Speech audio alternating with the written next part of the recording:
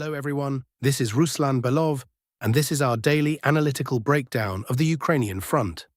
Before we begin, and there is genuinely a lot to cover today, I want to ask you for something small but very important. If you haven't subscribed to the channel yet, do it right now. And make sure to hit the bell icon and select all notifications.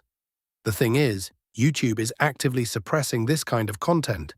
Military analysis, frontline briefings, geopolitics, all of it is systematically hit with shadow bans and reach restrictions. The platform's algorithm, frankly, does not like these topics. Every new subscriber, every bell notification is a real counterweight to that pressure. You help the channel survive and grow, that matters. A separate and sincere thank you to our sponsors, the people and organizations who support the channel on an ongoing basis. Without you, this work simply would not exist. And a huge thank you to everyone who sent super thanks. That is direct support that goes straight into the channel's development, equipment, analytics, the ability to keep working every single day. You do this, and it makes a difference. Thank you. And now, let's get to it. Today we genuinely have a lot to talk about. Sumy direction, phenomenal breakthrough at Myropillia. We begin in the north, and we begin with something that can only be described as a sensation. On the Sumy direction, one of the most significant territorial advances by the Russian army in recent months has been recorded, and arguably the most substantial single-day advance over the past year. Let's start with the Kharkiv sector. Here, Russian forces continue a methodical advance along the line between the settlements of Kharkiv and Korchakovka. The objective is clear: the sequential capture of several small settlements and the establishment of a stable bridgehead ahead of a push toward the Sumy forest. The pace here is measured but consistent, classic positional offensive doctrine: advance, consolidate, repeat. But the headline of the day is, of course, Myropillia. Allow me to simply state the numbers: 6 by 12 kilometers, 72 square kilometers of territory passed under Russian control in the space of roughly 1 to 2 days. The entire settlement of Myropillia, a fairly substantial one by the standards of this sector, is now under Russian control. This is a record pace of seizure for an objective of this scale across the entire active phase of the conflict. What does this tell us? Above all, it speaks to the state of AFU infantry on this axis. By all indications, it is close to critical. There is no other explanation for why a settlement of this size was abandoned so rapidly, without organized resistance, without counterattack attempts, without holding even part of the urban blocks as strongpoints. Either there are simply no troops left, or they are demoralized, or command took a deliberate decision to withdraw. In any case, this is a deeply troubling signal for the Ukrainian side. After taking Myropillia, Russian forces advanced to establish firm control along the Syol River and the settlement of Zaporizhzhia. This creates a new geographic reality on this sector of the front. Whether Russian forces will attempt to cross the Syol and push further toward Velika Rybitsia remains an open question. It is entirely possible that they will halt here and focus on consolidating a buffer zone. But this immediately raises a logical question. Doesn't a buffer zone need its own buffer zone? This is the classic dilemma of an advancing force, and it has no simple answer. Kharkiv direction, Army Group North, a month of phenomenal results. Looking at the overall picture, Army Group North is arguably delivering the most impressive operational tempo of any Russian grouping over the past month. The offensive is advancing across all bridgeheads simultaneously, and this is fundamentally important because precisely this approach denies the opponent the ability to maneuver reserves. The situation around Pokloyan and the Vovchansk farmsteads deserves particular attention. A number of Ukrainian media outlets were quick to note that the Vovchansk farmsteads were taken earlier and that Pokloyan is merely a component of that agglomeration. Technically accurate, but that is not the point. The defining change is the transition from a grey zone to confirmed, dense control. This marks the end of a protracted positional struggle. The battle for Vovchansk as an agglomeration, and the Vovchansk farmsteads are functionally part of that urban area, is over. Yes, it took approximately 2 years. The pace, to put it diplomatically, is not impressive. But the fact of its completion is significant.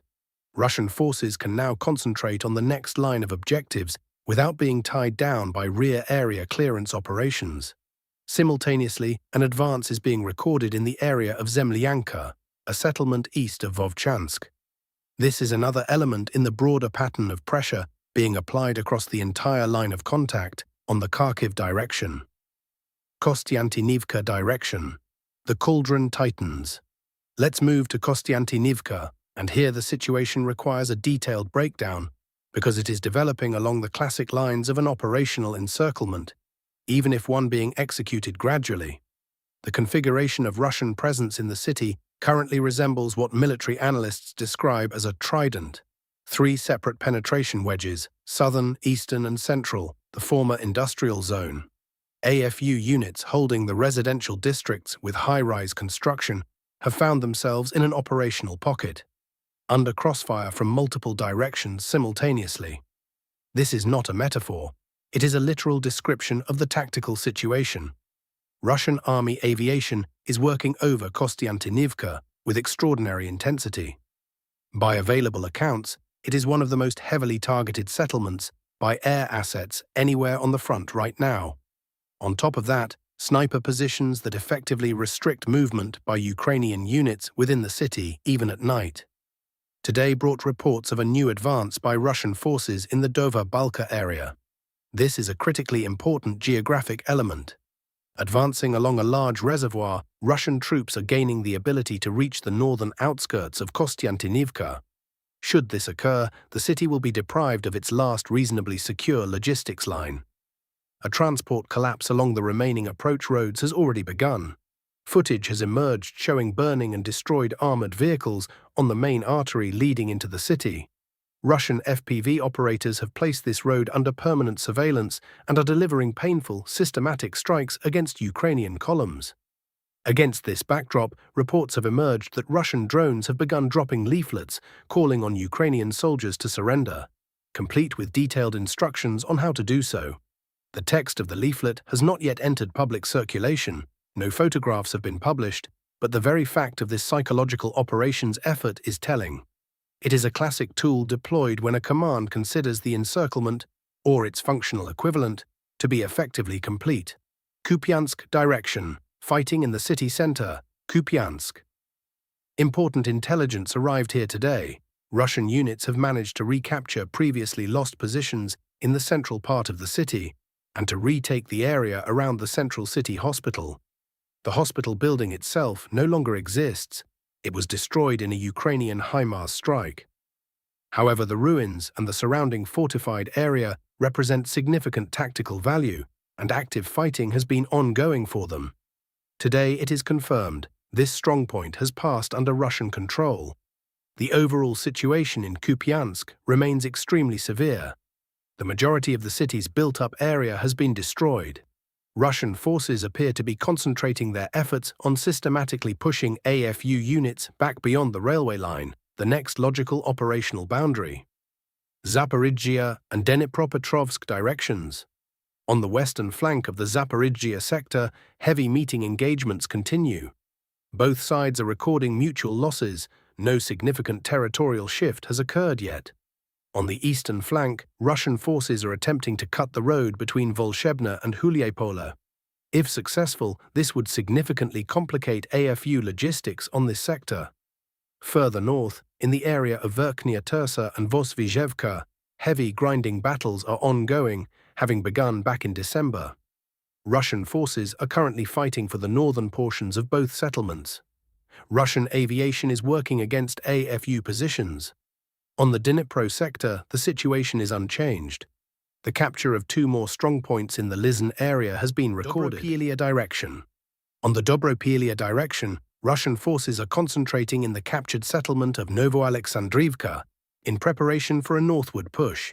BPLA operators and Russian aviation are working against the neighboring villages of Myrn and Vasilivka. Localized assault activity is continuing in the Bilitska area, but no large-scale advance has occurred yet. Sloviansk-Kramatorsk direction. On the Siversk sector, fighting is ongoing on the approaches to Alexandrivka.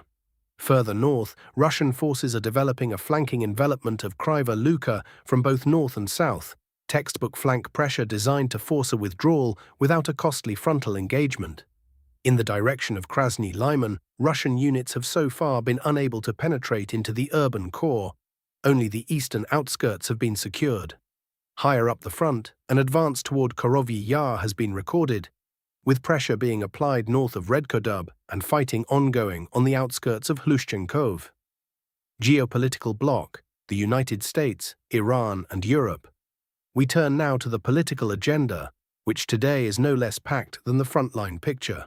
The Pentagon has officially confirmed that 5,000 American military personnel will be withdrawn from Germany over the next 6 to 12 months.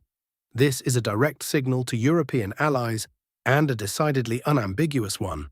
It comes against the backdrop of a deepening rift between the Trump administration and European leaders over the Iranian conflict. German Chancellor Merz allowed himself to state publicly that Iran is humiliating the United States in negotiations over a ceasefire to the 2-month military conflict, and was met with a sharp response from the White House. In parallel, Trump has escalated the trade war with the European Union. The American president announced an increase in tariffs on European cars and trucks to 25%, with the declaration published on his behalf on social media. The stated rationale: the EU is allegedly failing to meet the terms of its trade agreement with the United States. This decision will hit the German and French automotive sectors hardest, industries already under serious pressure. Now, the Iranian conflict, and this requires careful examination because the situation is moving fast. Trump has sent Congress a letter notifying legislators that the war with Iran is, in his assessment, over. In substance, this is an attempt to sidestep the 60-day statutory threshold, after which a president must either obtain congressional authorization to continue military operations or bring them to an end. The White House is insisting that the current ceasefire effectively pauses that clock. Democrats and a portion of Republicans categorically disagree with this interpretation. Pressure on Republican members of Congress is mounting. Democrats are methodically putting resolutions to end the war with Iran to a vote, and it is having an effect. The first cracks in the Republican bloc have appeared. Senator Susan Collins of Maine has publicly broken with Trump over the Iranian campaign. It is telling that she faces an extremely difficult re-election contest in November, and is clearly calculating that the political cost of backing this war is too high. Republican standing overall is deteriorating rapidly. The latest polling shows them trailing Democrats by 10 percentage points, 40 versus 50. A month ago, the gap was only 3 or 4 points. Trump's own approval rating has collapsed to 34%, one of the lowest figures of his presidency. Among independent voters, 80% are now opposed to him. The primary driver is the economy. Fuel prices are up 15% over the past few weeks. Inflation is spiraling out of control, and the Federal Reserve is not only refusing to cut rates, but is now signaling potential rate increases through 2027. Defense Secretary Hegseth has found himself under intense congressional pressure to produce a coherent exit strategy from the Iranian conflict. There is no strategy. There is a ceasefire. Fragile, contested, not underpinned by any durable settlement agreement. The Pentagon is treating it as a temporary freeze, carefully avoiding going back to legislators for new authorization, aware that such authorization might not be granted. In the broader geopolitical context, the Iranian conflict increasingly resembles a strategic trap for Washington. The original design called for a rapid air blitzkrieg combined with elements of internal destabilization, an accelerated regime change.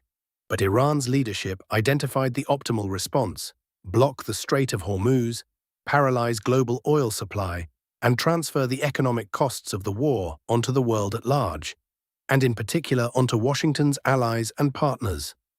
The result, the UAE, which has sustained enormous economic damage, has effectively triggered the breakup of OPEC.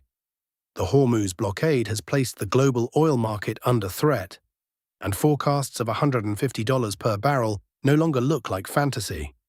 A global recession is transitioning from theoretical risk to practical probability. That is all for today's briefing. If you found this useful, hit the like button. It helps the algorithm put the channel in front of new viewers.